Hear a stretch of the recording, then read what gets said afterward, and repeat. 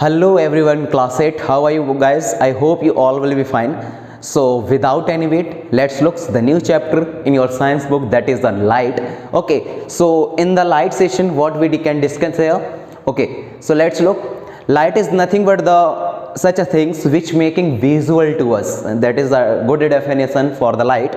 And also we need to understand the all aspect of the light and which kinds of the rules and regulation come under the lights. Okay, so one by one let's look. Okay, so that is a lateral inversion, that is the lateral inversion, that is your next heading. Okay, और इसमें अपन लोग शामिल करने वाले हैं कि lateral inversion होता क्या है. ओके, सो चलिए इंतजार नहीं करते. जब कभी भी आप मिरर के सामने खड़े होते हो, तो यदि मिरर के सामने आप खड़े होते हो, प्लेन मिरर के सामने, तो ये बात आपको समझनी पड़ेगी कि जो प्लेन मिरर होता है बच्चों, वह हमेशा हमारा अपोजिट, दैट मीन्स उल्टा इमेज बनाता है. जैसे सच एस मैं कह सकता हूँ कि ये मेरे पास में मार्कर है, यदि मैं इसको राइट हैंड पर रखा हुआ हूँ और मिरर के सामने खड़ा हूँ, तो जो मिरर है वो मेरा इमेज दिखाएगा और इस मार्कर को लेफ्ट हैंड में रखा हुआ दिखाएगा. ओके, सो इस तरीके की जो फिनोमेना है, इस तरीके की जो प्रॉपर्टीज़ है, उसी को अपन लोग लेटरल इन्वर्जन कहते हैं. ओके, कैसे देखिए, यहाँ से देखिए, for example you are the object and what do you see in the mirror. यदि आप समझ लीजिए कि आप एक ऑब्जेक्ट हो और आप मिरर पे क्या देख रहे हैं, आप देखेंगे कि जो आपका दैट इज प्लेन मिरर के सामने जब खड़े हैं तो द इमेज फॉर्म बनेगा, पता है, इरेक्ट होंगे, सेम साइज में बनेगा ऑब्जेक्ट के जैसा. बट डिफरेंस क्या होंगे, यदि आपका left hand and right hand, okay, आप तो जानते हैं लेफ्ट हैंड और राइट हैंड है. Okay, when you move right hand in the image, it seems is your left hand is moving. Okay, वही बात जो मैंने आपको बोली है कि यदि आप मिरर के सामने खड़े होते हो और राइट हैंड को मूव करते हो ऑब्जेक्ट में, तो जो मिरर इमेज है वह आपके लेफ्ट हैंड को क्या करता है, मूव करते हुए दिखाता है. और यही प्रॉपर्टी को अपन लोग क्या कहते हैं बच्चों, लेटरल इन्वर्जन कहते हैं. चलिए आगे बढ़ते हैं. That is the reflecting through the spherical mirror.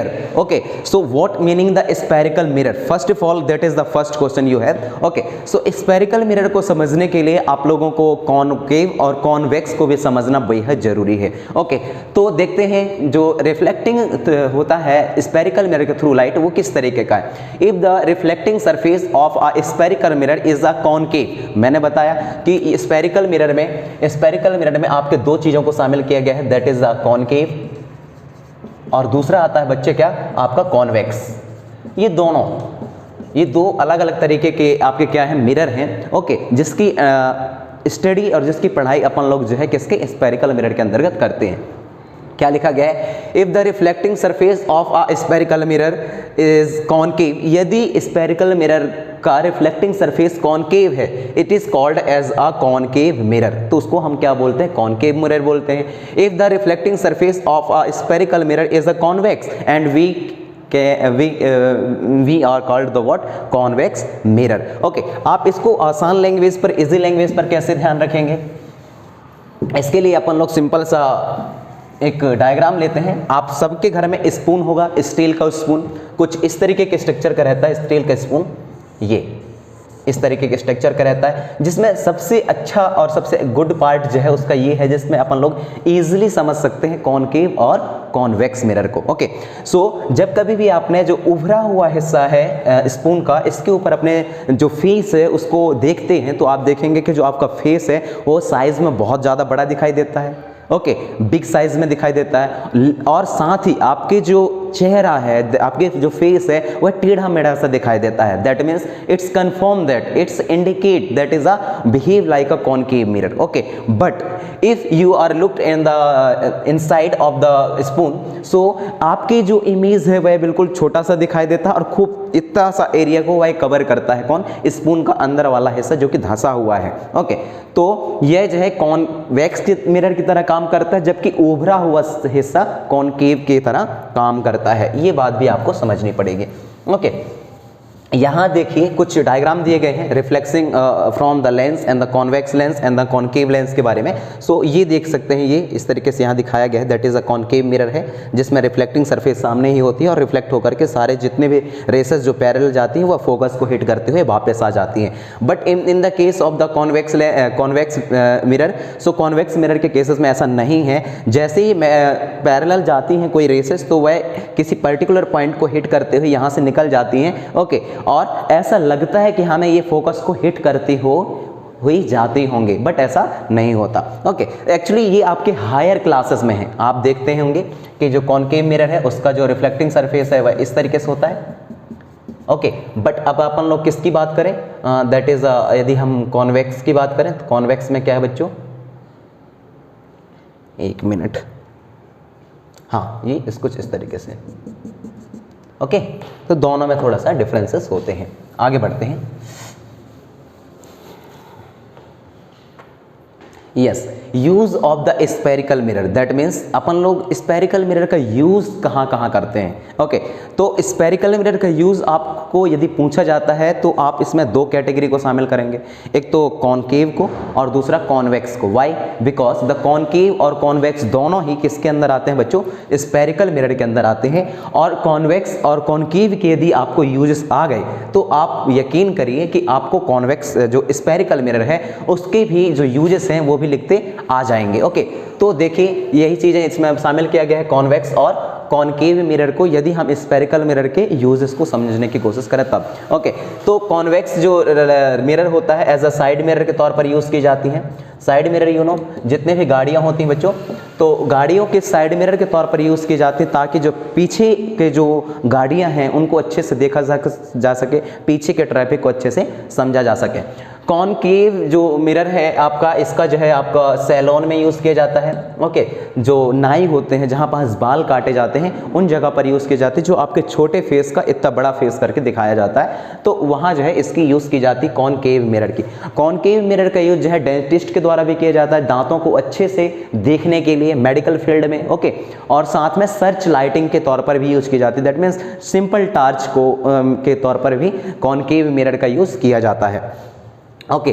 सो ये दो तीन चीज़ें थी, कॉन्वेक्स और कॉनकेव को आप शामिल करके स्पेरिकल मिरर के बारे में या उसके यूजेस को आप इजीली बता सकते हैं। आगे बढ़ते हैं। जो कॉनकेव मिरर है वह कैसा है और किस तरीके से हमें उनको पढ़ना है ये देखते हैं। चलिए थोड़ा इसको आगे कर देते हैं बच्चों ताकि आपका ज़्यादातर हिस्सा कवर हो सके। बढ़िया, ओके। तो यहाँ देखिए that is a concave mirror. Doctor use concave mirror for examinations eye, जो डॉक्टर्स हैं वह मेडिकल फील्ड में यूज़ करते हैं किसका, कॉनकेव मिरर का, ताकि जो आई रिलेटेड डिसीजेस उनको अच्छे से डिग्नोसिस किया जा सके, अच्छे से देखा जा सके, समझा जा सके। ईयर को अच्छे से देखने के लिए, नोज के रिलेटेड डिसीज को अच्छे से समझने के लिए, थ्रॉट से रिलेटेड डिसीज को अच्छे से समझने के लिए जो है डॉक्टर कॉनकेव मिरर का यूज़ करते हैं। दूसरा क्या है, concave mirror are also used by the dentist to seek the enlarge image of the teeth. और साथ में जो कॉनकेव मिरर है उसका यूज जो है डेंटिस्ट के द्वारा किया जाता है ताकि जो दांत हैं, टीथ हैं, उनकी लार्ज इमेज बना करके अच्छे से देखा जा सके। नेक्स्ट क्या है, दो रिफ्लेक्टिंग ऑफ द टॉर्च, दो ऐसे टॉर्च के तौर पर भी यूज़ किया जाता है जो नॉर्मली टॉर्चों में भी कॉनकेव मिरर का यूज़ किया जाता है, ओके। हेडलाइट के तौर पर यूज़ किया जाता है कारों में, हेडलाइट के तौर पर मैंने बोला, हेड साइड मिरर के तौर पर नहीं, ध्यान रखना। स्कूटर में यूज़ किया जाता है कॉनकेव मिरर का, ओके। तो ये कुछ इसके कॉनकेव मिरर के यूजेस थे, मैंने तो पहले इसके बारे में आपको जिक्र किया और आप इसमें से और अच्छे से समझ सकते हैं। चलिए नेक्स्ट बढ़ते हैं बच्चों। Good, that is the law of the reflection. यहाँ बहुत अच्छे से आप लोग समझना कि जो रिफ्लेक्शन ऑफ लाइट है वह क्या है और किस तरीके से यह काम करता है, ओके। तो देखिए that is the source of sun, ये है सोर्स ऑफ सन। यदि कोई सन से आने वाले rays, that means this one. यदि रेसेस कोई साइनी सरफेस से यदि हिट करती है, दैट मीन्स दिस वन। यहाँ साइनी सरफेस से यदि हिट करती है तो वह जितने एंगल के साथ आती है उतने ही एंगल के साथ रिफ्लेक्ट हो जाती है। दैट मीन्स यहाँ से ये रेसेस आई, यहाँ पास इस पॉइंट को हिट की, ये साइनी सरफेस है, यहाँ ट्रांसपेरेंट भी नहीं है कि लाइट सीधा चला जाए। ओके, तो ये साइनी सरफेस है, यहाँ जैसे हिट की तो बीच से एक 90 डिग्री का एक लाइन बनता है जिसको हम लोग नॉर्मल लाइन बोलते हैं, जिसको एन से रिप्रेजेंट किया जाता है। और जितने एंगल यहाँ से लेकर के इसके बीच, नॉर्मल लाइन और इंसिडेंट रेस के बीच में जितने भी एंगल बनते हैं, दैट इज सपोज कि 45 डिग्री का बना, तो नॉर्मल रेसेस और रिफ्लेक्टर रेसेस के बीच में भी कितने का बनना चाहिए, 45 डिग्री का बनना चाहिए। जिसमें आने वाले रेसेस को अपन लोग इंसिडेंट रे बोलते हैं, बीच वाले लाइन को अपन लोग नॉर्मल रेसेस बोलते हैं, और ये यहाँ से रिफ्लेक्टिंग वाले लाइट को अपन लोग रिफ्लेक्टिंग रेसेस बोलते हैं। तो इसमें आप लोगों को दिक्कत नहीं होनी चाहिए। ओके, तो ये था लॉ ऑफ रिफ्लेक्शन। अब इसमें देखिए लॉ ऑफ रिफ्लेक्शन पे हुए कौन कौन सी चीजें हैं जिसको हमें ध्यान रखना है। देखिए, ये तो होगा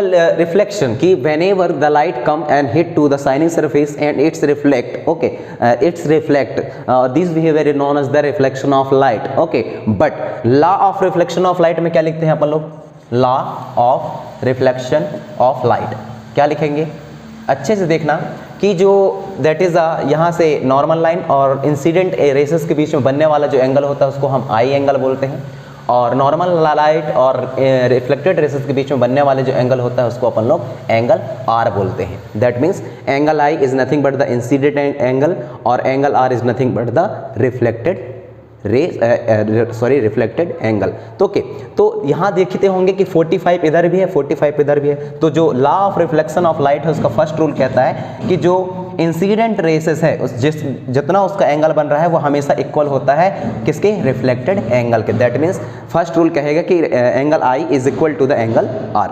नेक्स्ट देखिए कि जो इंसिडेंट रेसेस है, नॉर्मल लाइन है और कौन सा रिफ्लेक्टेड रेसेस हैं, ये तीनों एक ही पॉइंट को हिट करते हैं। तो हम यहाँ लिख देंगे that is I, second one क्या है, नॉर्मल लाइन, लास्ट क्या है, reflected rays, all are merge together in same point, all are मर्ज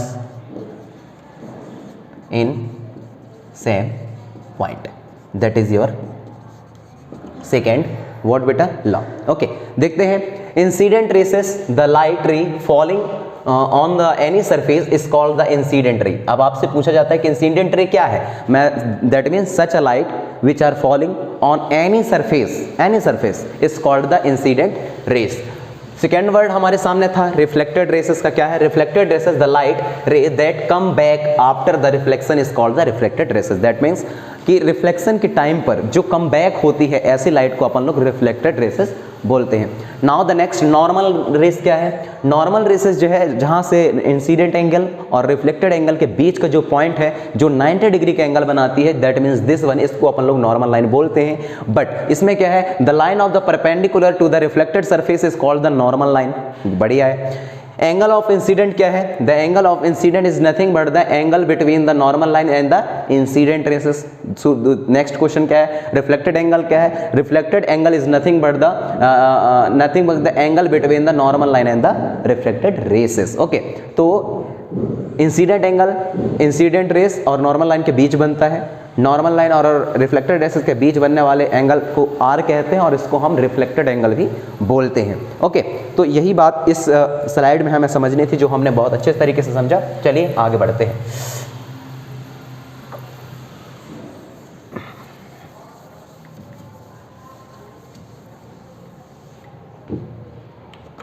बढ़िया, that is a regular and the irregular reflection. क्या मतलब होता है रेगुलर और इरेगुलर रिफ्लेक्शन का? ओके, बहुत अच्छे तरीके से हम समझेंगे क्योंकि ये पूछा जाता है कि what do you understand about the regular और इरेगुलर रिफ्लेक्शन। तो समझिए, अच्छे ध्यान से समझना कि जो हमने पिछली वाली स्लाइड, दैट मीन्स ये वाला स्लाइड, तो इस तरीके के यदि रिफ्लेक्शन होता है, कोई साइनी सरफेस है जिसमें ज़्यादातर हमें ये वाले जो सरफेस साइनी सरफेस है इसमें खुरदुरे दिखाई ना देते हो, तो इसको हम बोलते हैं रेगुलर रिफ्लेक्शन। क्या बोलते हैं? Regular reflection. बट सेकेंड वाले केसेस में देखिए जो इसका सरफेस है ये वो टेढ़ा मेढ़ा है, जिग जैग टाइप से है, और ऐसे केसेस पर इसको हम बोलते हैं इरेगुलर। इरेगुलर व्हाट बेटा? Irregular reflection. Okay, regular reflection में क्या है, रेगुलर रिफ्लेक्शन पे जितना एंगल आने वाले और नॉर्मल लाइन के बीच बनता है उतने ही एंगल नॉर्मल लाइन और रिफ्लेक्टेड रेसेस के बीच बनता है। बट ये जरूरी नहीं है कि जो इरेगुलर रिफ्लेक्शन है उसमें भी यही केसेस हों। क्यों? क्योंकि जितने भी रेसेस आते हैं अलग अलग पॉइंट को हिट करते हैं और अलग अलग तरीके से यहाँ से चले जाते हैं। देखिए ये एक किस तरीके के स्ट्रक्चर, ये सिंपल इस तरीके से थोड़ी दिखाई देता है कि नॉर्मल लाइन अलग से है, ये वाला एंगल अलग से दिखाई दे रहा है आपको। यहाँ तो इरेगुलर टाइप से रेसेस आ रहे हैं और इरेगुलर टाइप से रेसेस रिफ्लेक्ट हो रहे हैं due to the surfaceness of the surface. Okay, roughness of the surface. Okay, आगे बढ़ते हैं। क्या लिखा हुआ है? The law of the reflection are the valid for reflection from all shiny surface, thus the angle of the incident has to be equal to the equal of the reflections. Okay, यहाँ देखिए बहुत अच्छे तरीके से आपको बताया गया है कि जो लॉ ऑफ रिफ्लेक्शन है वह तभी वैलिड है जबकि क्या हो, ये लाइट जो है किसी साइनी सरफेस पे हिट करें और angle of the incident always equal हो किसके, एंगल ऑफ द रिफ्लेक्शन के। बट सेकंड केस हमारे पास क्या है, सेकंड केस भी हमारे पास एक चीज है कि यही चीजें हम बोलेंगे the law of the reflection is not valid. Why? Whenever the light is hit and light is falling in a rough surface पे यदि फॉल करते हैं तो क्या होगा बच्चों, रफ सरफेस पर यदि वो फॉलन करते हैं तो अनपैरेलल रेसेस फॉलो करेंगे और रिफ्लेक्टिंग टाइम पे भी अनपैरेलल तरीके से जाएंगे, जिसमें इंसिडेंट एंगल की वैल्यू रिफ्लेक्टेड एंगल के वैल्यू के इक्वल हमेशा नहीं होगा या होगा ही नहीं। और ऐसे केसेस की वजह से ही हम इसको इरेगुलर रिफ्लेक्शन बोलते हैं। आगे बढ़ते हैं। That is the regular reflection. क्या है रेगुलर रिफ्लेक्शन पे? ये चीजें मैंने तो आपको पहले वाले स्लाइड में आपको अच्छे से समझा दिया है, फिर भी देख लीजिए। देखिए जितने भी रेसेस यहां से आए, सन से आने वाले जितने भी रेसेस आए वो पैरेलल आ रही हैं, पैरेलल किसी साइनी सरफेस को आकर के हिट कर रही हैं अलग अलग पॉइंट पे और अलग अलग पॉइंट से ही उतने एंगल के साथ में ये रिफ्लेक्ट हो रही हैं। ओके, इसमें किसी तरीके का कोई रफनेस सरफेस नहीं है और रफनेस सरफेस ना होने की वजह से इनकी जो इंसिडेंट एंगल है वो ऑलवेज रिफ्लेक्टेड एंगल के इक्वल होता है और इसी वजह से हम इसको इरेगुलर रिफ्लेक्शन भी बोलते हैं। तो रिफ्लेक्शन ऑफ लाइट के दो कैटेगरी आती हैं, रेगुलर और इरेगुलर। दोनों को आपने समझा? क्या लिखना है इसमें? On the other hand reflection of light rays from the smooth surface से निकलती हैं like that of the plane mirror, जैसे कि प्लेन मिरर हो, is called the regular reflection. Okay, और रेगुलर रिफ्लेक्शन पे आने वाला जो एंगल है, इंसिडेंट एंगल है, वह हमेशा रिफ्लेक्टेड एंगल के बराबर होता है। आगे बात करते हैं नेक्स्ट स्लाइड पे।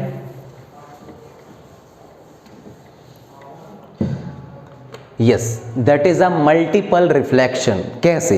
आपने देखा होगा, मैं एक बार का हमेशा जिक्र करता हूं आपसे कि जो यूपी है, यूपी की जो कैपिटल है दैट मीन्स इलाहाबाद, जो कि आजकल प्रयागराज के नाम से जाने जाने लगा है। तो इलाहाबाद में एक भूल भुलैया है। ओके, तो उसमें क्या है बच्चों, चारों तरफ से लगा दी गई हैं मिरर चारों तरफ से, और एक बार इंसान अंदर जाता तो चीज़ें समझ में नहीं आती। और आपने बहुत सारे ऐसे केसेस देखे होंगे कि चारों साइड मिरर लगे होते हैं, बीच में कोई इंसान है वो फंस जाता है और उसको खुद की इमेज चारों साइड दिखाई देते हैं और ऐसे वजह से वह कन्फ्यूज़न हो जाता है कि उसको जाना कहाँ है। पुरानी मूवियों में भी कई तरीके से इस तरीके से चीज़ें दिखाई गई हैं मिरर से रिलेटेड एक्सपेरिमेंट को। ओके, और साथ में एक बहुत फेमस अभी यूट्यूबर है जिनका नाम क्रेजी XYZ, उन्होंने भी एक अपने डॉगी के साथ में इस तरीके से एक्सपेरिमेंट को किया था कि वह उसमें कन्फ्यूज़न हो रही है कि नहीं, और सच में वो कन्फ्यूज़न होता था। तो एक्सपेरिमेंट जो आज हम करने वाले हैं लाइट का मिरर के साथ में, वो कैसा है, बिल्कुल सेम टू सेम है। मल्टीपल रिफ्लेक्शन कैसे होते हैं। ओके, देखिए एक तरीके का ये चारों तरफ से मिरर लगे हुए हैं, एक ही ऑब्जेक्ट है लेकिन इसके मल्टीपल इमेज बन रहे हैं। ओके, एक केस हमने देखा, तो देखते हैं मल्टीपल रिफ्लेक्शन में क्या है बच्चों। The predicate the path of the incident rays. Okay, for this case we need to apply the law of reflection again. However, at the same time, understand that when two mirrors are placed at the angle, the rays of a light are reflected multiple times through them. Okay, तो that means आप यहाँ multiple reflection पे ये कह सकते हैं कि incident angle यदि किसी से कहीं भी सोर्स से आ रहे हैं और इंसिडेंट एंगल के बाद वो चीज़ें रिफ्लेक्ट होती हैं, रिफ्लेक्टिंग प्लेस पर यदि हम कोई दूसरा मिरर यूज़ कर दें या दूसरा मिरर प्लेस कर दें तो ऐसे केसेस पर उसके कई रिफ्लेक्सर रेसेस निकलेंगे और एक रिफ्लेक्टेड रेसेस दूसरे मिरर से को हिट करेगा, दूसरे मिरर से टकराएगा और दूसरा जो है तीसरे से टकराएगा और इस तरीके से मल्टीपल इमेज हमें मिलेंगे। ओके, तो ये आप जो है समझ सकते हैं। नेक्स्ट क्या है इसमें, देखिए एग्जाम्पल के तरीके से क्या दिया हुआ है कि when two mirror are the set in parallel facing each other they will create the illusion that can image of the object repeat forever. Okay,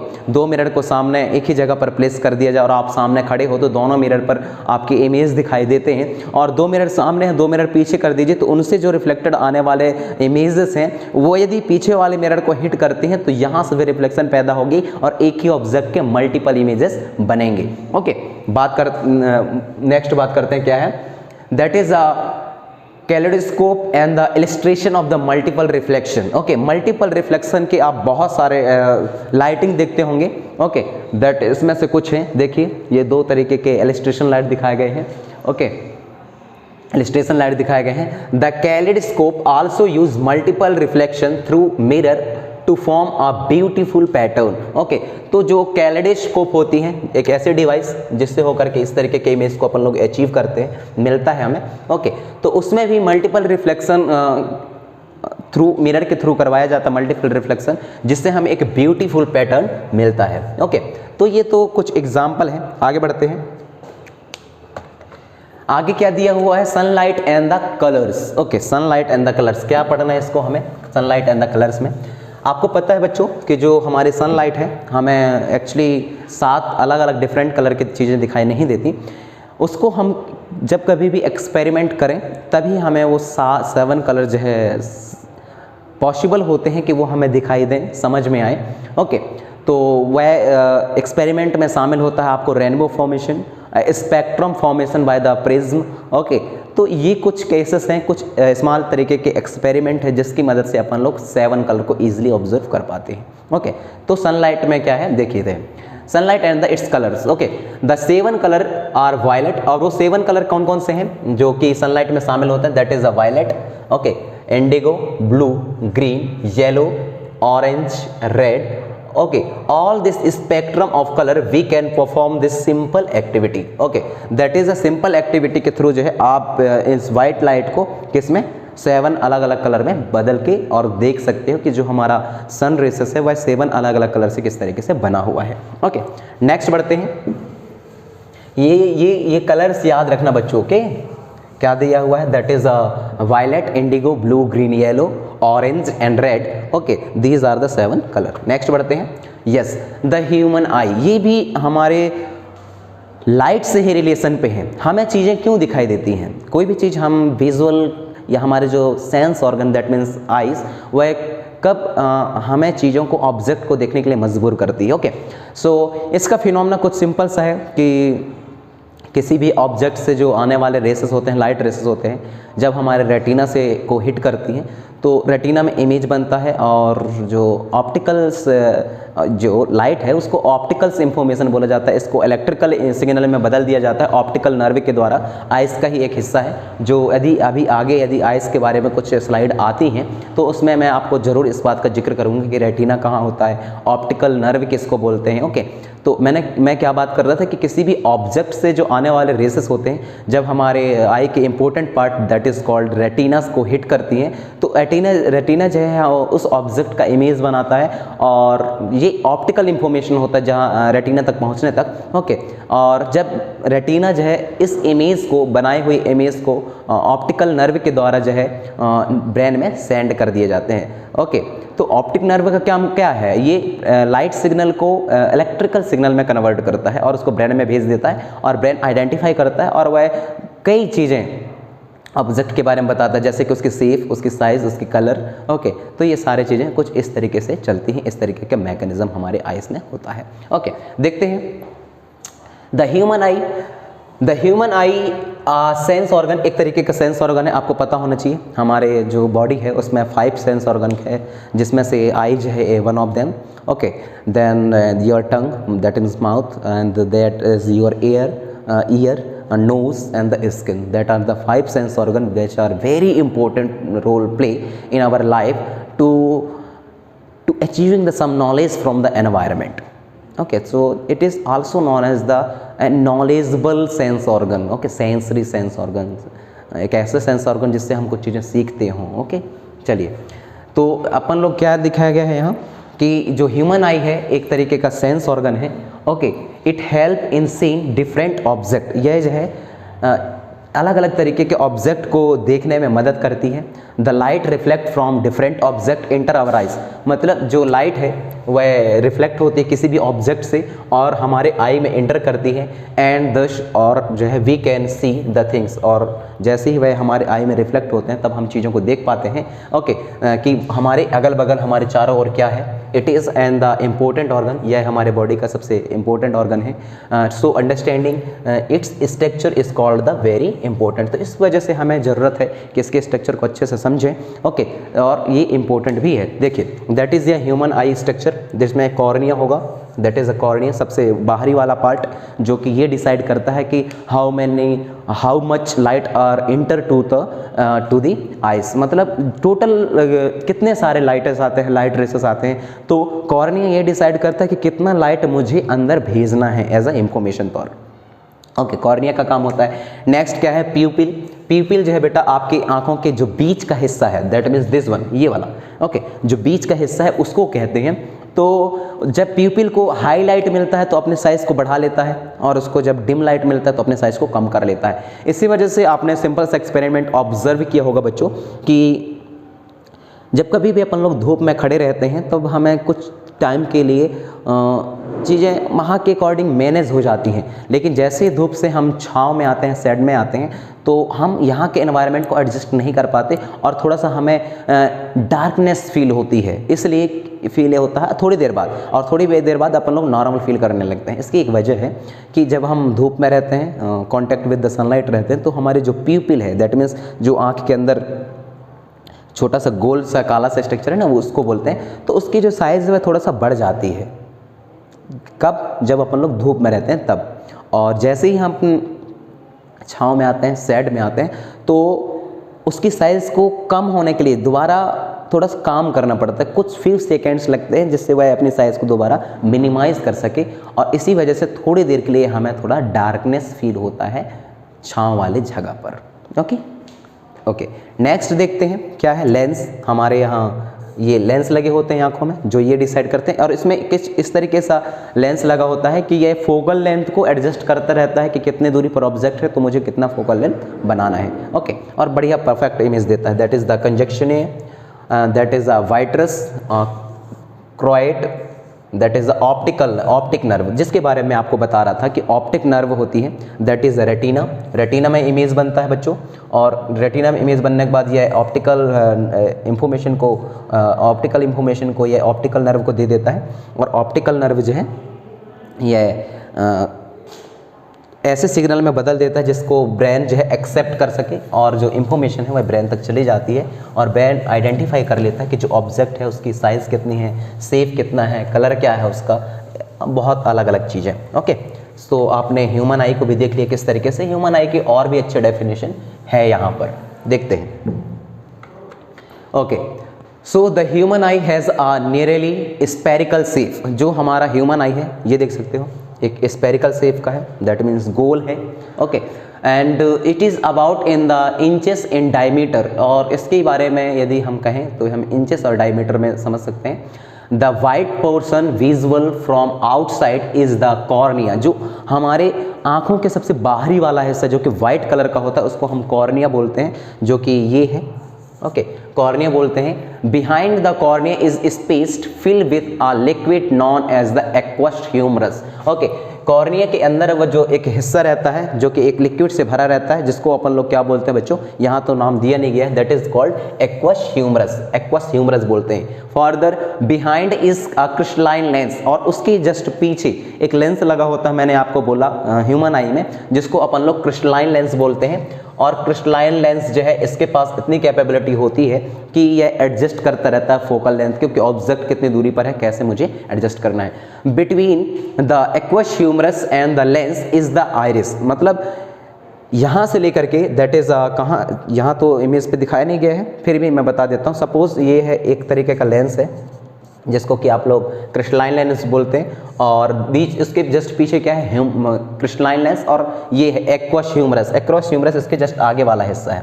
okay, aqueous humorous और एक्वस ह्यूमरस के बीच वाला जो गैप रहता है between the aqueous humorous and the lens is the iris. इसके बीच वाले हिस्से को आइरिस बोला जाता है।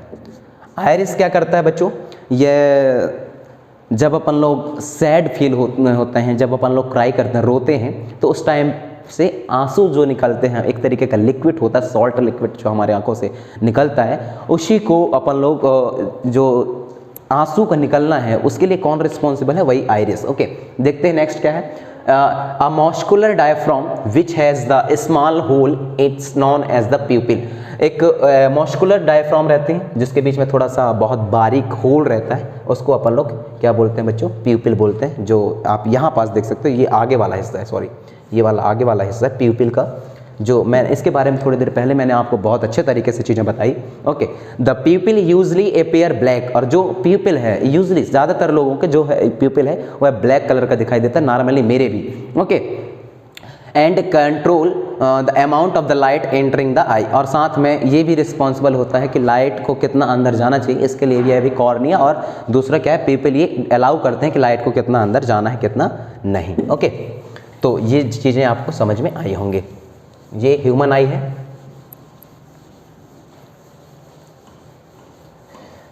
That is called the human आई। अच्छे से देखिए, ये एक ऑब्जेक्ट है, देखिए एक ऑब्जेक्ट है, ये जो साइकिल चला रहा है एक बच्चा, ऑब्जेक्ट है। ये रेसेस जो हैं इस तरीके से इंटर करती हैं हमारे आई में, और यहाँ पास लेंस है, आपको पता है, या फोकल लेंथ को डिसाइड कर लेता है, और इस तरीके से रिफ्लेक्ट होकर के ये वापस जाती है और इमेज यहाँ पास बनता है। ओके, इमेज बनने के बाद यह इंफॉर्मेशन ऑप्टिक नर्व को दे दिया जाता है, और ऑप्टिक नर्व जो है ऑप्टिकल इंफॉर्मेशन को किस में, इलेक्ट्रिक सिग्नल में बदल के इसको ब्रेन में सेंड कर देता है बच्चों, ब्रेन में, और ब्रेन जो है इसको ईजिली आइडेंटिफाई कर लेता है किसके बारे में, ऑब्जेक्ट के बारे में। इस तरीके से हमारा जो आई है वह काम करता है। ओके, चलिए आगे बढ़ते हैं।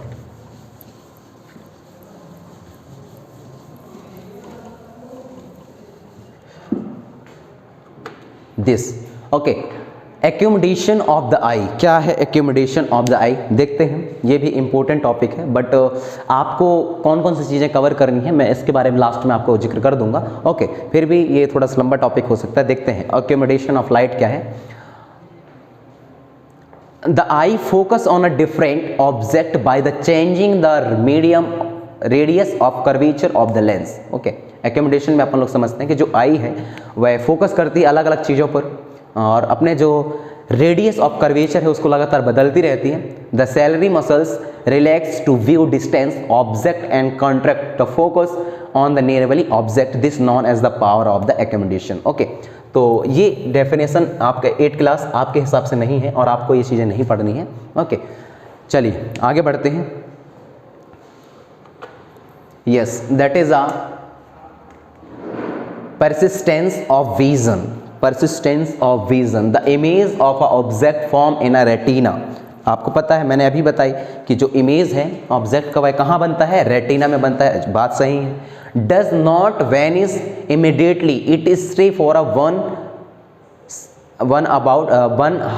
One divide 16 second. ओके, तो जैसे इमेज बना तो उसके बाद वो तुरंत मिट नहीं जाता है, वैनिश नहीं हो जाता, तुरंत गायब नहीं हो जाता इमीडिएटली, वह रुका रहता है कितने टाइम तक, दैट इज 1/16 सेकेंड तक, दैट मीन्स 1 का 16 हिस्सा तक रुका रहता है, और इसको अपन लोग बोलते हैं परसिस्टेंस ऑफ अ विजन। किसी यही टाइम को जब तक जो ऑब्जेक्ट है रेटिना पर, एक मिनट, क्या the image of the object form in retina, बात सही है, और रेटिना पर बनती है। डज नॉट वैनिश इमीडिएटली, तुरंत वह गायब नहीं हो जाती, वह रुकती है वहाँ 1/16 सेकेंड तक रुकती है। ओके, और इसको अपन लोग परसिस्टेंस ऑफ विजन कहते हैं, बात सही है। Any image that is placed more than 16 image per second would be seen as moving. Okay, तो यदि किसी ऑब्जेक्ट को प्लेस्ड किया जाए 16 इमेजेस पर सेकेंड के हिसाब से, तो हम वो उस ऑब्जेक्ट को मूव करते हुए देखते हैं।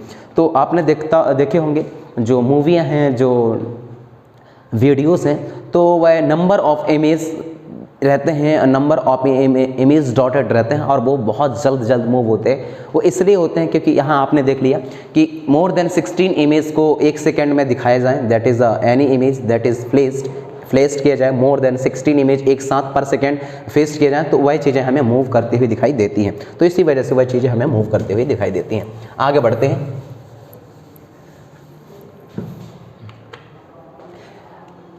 डिफेक्टेड ऑफ द ह्यूमन आई, कैसे ह्यूमन आई डिफेक्ट होता है उसके बारे में हमें देखना है, समझना है। At time the eye lens cannot focus even when the object is placed beyond 25 centimeter.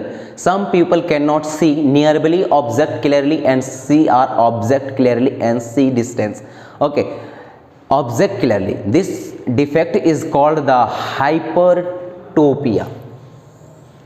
बात समझ में आई। दूसरा देखते हैं, there are also people who can see nearly object clearly, आप पास के ऑब्जेक्ट को बहुत साफ तरीके से देख सकते हैं, but face a problem viewing far off object and this defect is known as the myopia.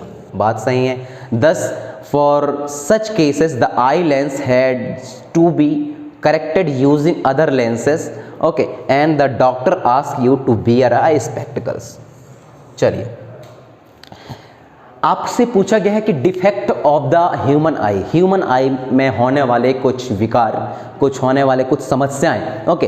तो इस केसेस में मैं वो दो चीज़ों को शामिल करना चाहता हूं बच्चों, कि कुछ बच्चे ऐसे होते हैं, कुछ ओल्ड एजेस पीपल ऐसे होते हैं जिसको पास की चीज़ें तो दिखाई देती हैं लेकिन दूर की चीज़ें दिखाई नहीं देती, और कुछ ऐसे होते हैं जिसको दूर की चीज़ें दिखाई देती लेकिन पास की चीज़ें दिखाई नहीं देती।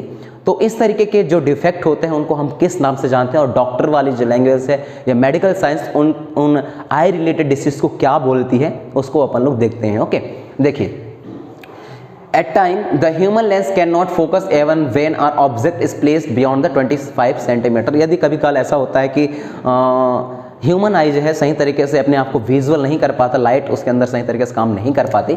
सम can not see nearly object, कुछ पेशेंट या कुछ लोग जो पास की चीज़ें साफ सुथरा नहीं देख सकते लेकिन दूर की चीज़ों को वो साफ सुथरे और अच्छे तरीके से देख सकते हैं।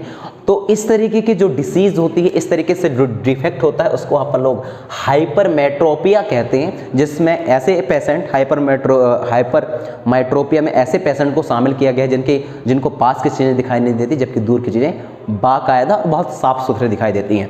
इसका ठीक अपोजिट है दूसरा वर्ड जो कि मैं गोल लगाया हूँ, that is a myopia.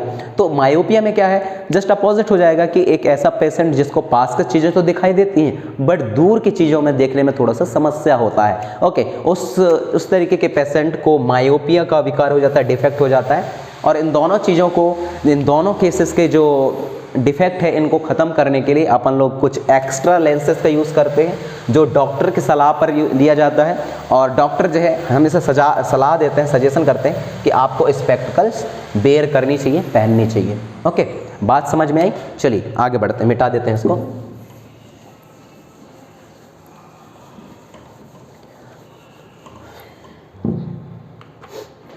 Yes, that is the higher classification और higher visibility of the human eye। अच्छे से समझिए, हर एक चीज़ को अच्छे से दिखाया गया है, कौन कहाँ पास है, कैसा है।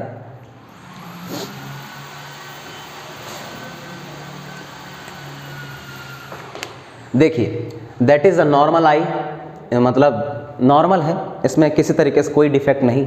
ऐसा आई है जिसमें कॉर्निया वाला हिस्सा, आइरिस वाला हिस्सा, प्यूपिल वाला हिस्सा, ऑप्टिकल नर्व वाला हिस्सा, दैट इज़ अ रेटिना वाला हिस्सा, सब बढ़िया तरीके से। ओके, दूसरा इमेज जो है एक ऐसे पेशेंट के बारे में दिखाया गया है जिसको मायोपिया की प्रॉब्लम है। मायोपिया के बारे में क्या है बच्चों, जिसके पास की चीज़ें दिखाई देती हैं लेकिन दूर की चीज़ें देखने में समस्या होती है।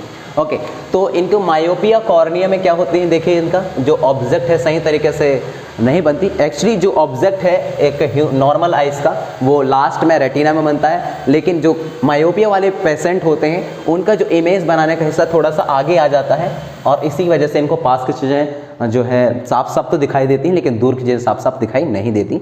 ओके, नेक्स्ट वाला देखिए, दैट इज़ अ हाइपरमाइटोपिया और प्रेसोपियोपिया। ओके, तो यहाँ देखिए थोड़ा सा इसके बारे में मैंने आपको जिक्र नहीं किया, दैट इज़ अ प्रेसोबायोपिया, प्रेसबायोपिया कहते हैं। तो इसके बारे में मैंने आपको चीज़ें नहीं बताई। तो प्रेसबायोपिया का मतलब होता है कि ऐसे पेशेंट जिनको ना तो पास की चीज़ें दिखाई देती ना तो दूर की चीज़ें दिखाई देती, और ऐसे पेशेंट को अपन लोग कह सकते हैं कि दैट इज़ अ प्रेसबायोपिया से जूझने वाला पेशेंट। ओके, मैंने क्या बोला इसके लिए कि ना तो पास की चीज़ें दिखाई देती ना तो दूर की चीज़ें दिखाई देती। ओके, तो ये इसके लिए है जो दैट इज़ अ हाइपरमाइट्रोपिया, जिसमें फ्लैटर कॉर्निया है। ओके, यहाँ जो है ऑब्जेक्ट फोकल पॉइंट से बियॉन्ड द रेटिना बनता है, मतलब रेटिना से पीछे और ज़्यादा पीछे, दैट एक्चुअली बनना चाहिए यहाँ, लेकिन इससे और ज़्यादा दूर जाके बनती। इसी वजह से इसको पास की चीज़ें इस पेशेंट को दिखाई देती हैं लेकिन दूर की चीज़ें दिखाई नहीं देती। मायोपिया वाले केसेस में क्या है, देखिए कि जो रेटिना है एक्चुअली इमेज यहाँ बनना चाहिए लेकिन इसमें इमेज यहाँ बन रहा है। इसी वजह से मायोपिया वाले पेशेंट को पास की चीज़ें तो दिखाई देते हैं, सॉरी पास की चीज़ें दिखाई नहीं देती, दूर की चीज़ें दिखाई देती हैं। और इसमें क्या है, पास की चीज़ें दिखाई नहीं देती, दूर की चीज़ें नहीं, तो कैसे वो हो गया, देखते हैं गड़बड़ हो गया क्या। That is a hypermetropia, that means some people can not see nearly object. Okay, hypermetropia में पास वाली चीज़ें दिखाई नहीं देती, दूर वाली चीज़ें दिखाई देती हैं। ओके, जबकि मायोपिया में क्या है, पास वाले चीज़ें दिखाई देती हैं लेकिन दूर वाली चीज़ें दिखाई नहीं देती। और प्रेसोबायोपिया में क्या है बच्चों, प्रेसोबायोपिया में आपका आ जाएगा विद इन अ बिट, प्रेसोबायोपिया में आपका आ जाएगा क्या कि ऐसे पेशेंट जिनको ना तो चीज़ें पास की दिखाई देती ना तो दूर की दिखाई देती। चलिए गाइस, मेरे ख्याल से आई रिलेटेड जितनी भी चीज़ें थी हमने उन सारे चीज़ों को कवर किया। ओके, और मिलते हैं नेक्स्ट वाले टॉपिक पे बहुत जल्द। तब तक आप खुश रहिए, सलामत रहिए। Thank you so much. और यदि आपको इस तरीके के लेक्चर चाहिए तो चैनल को ज़रूर सब्सक्राइब करिए। मिलते हैं बहुत जल्द नए टॉपिक के साथ, तब तक आप अपना ख्याल रखिए। Thank you so much guys, thank you.